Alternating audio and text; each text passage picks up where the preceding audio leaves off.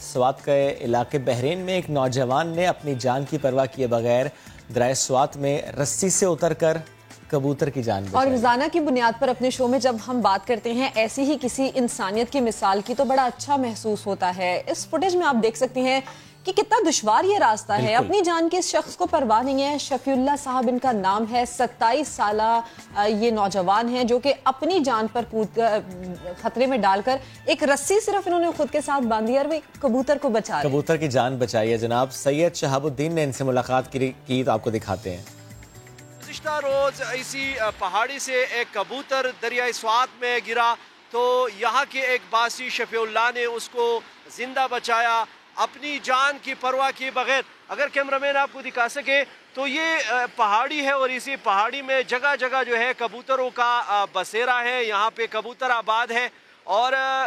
وہ سامنے جو بھاری پتھر نظر آ رہا ہے اسی سے رسی سے نیچے جا کر شفیع اللہ نے پانی میں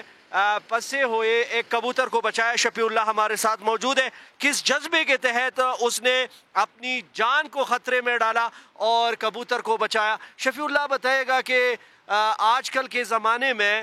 لوگ جو ہیں خود کو بچانے کی کوشش کرتے ہیں، آپ نے ایک کبوتر کو بچانے کے لیے اپنی جان جو ہے وہ خطرے میں ڈالی۔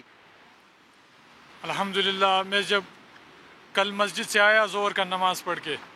تو میں نے کہا بازار جاؤ ساتھیوں سے ملاقات کروں، تو میں جب یہاں اس پل تک پہنچا تو میں نے دیکھا تو لوگ تماشا کر رہے تھے، بہت لوگ تھے۔ تو سامنے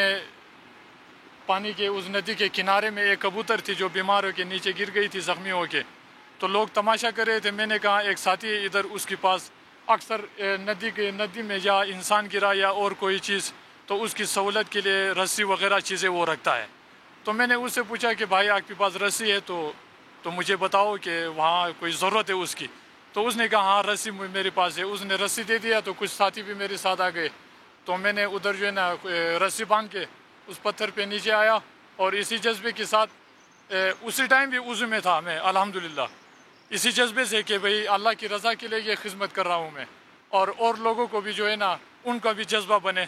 اسی نیت سے میں چلا گیا۔ اللہ نے مجھے توفیق دیا، میرا تو کچھ کمال نہیں ہے، تو میں اس کو بچانے میں جو ہے نا کامیاب ہو گیا۔